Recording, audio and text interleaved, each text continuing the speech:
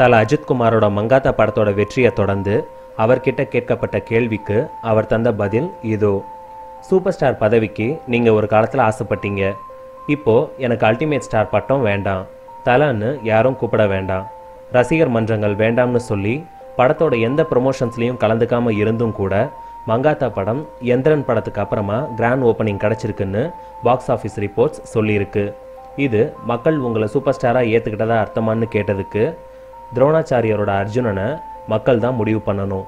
ஆரம்பத்தில் எல்லார் போலவும் எனக்கும் அந்த ஆசை இருந்துச்சு. ஆனால் இப்போ யாரை அவங்க ஏற்றுக்கிட்டாலும் சந்தோஷம்தான். மங்காத்தா படத்தோட வெற்றியை ரஜினி சாருக்கு சமர்ப்பிக்கிறேன். என்னைக்கு ரஜினி சார் படத்தில் நான் வில்லனாக நடித்து அவர்கிட்ட அடி வாங்குறேனோ அன்னைக்கு தான் என் சினிமா வாழ்க்கை முழுமை அடைஞ்சதா கருதுறேன்னு தலை சொல்லியிருக்காரு.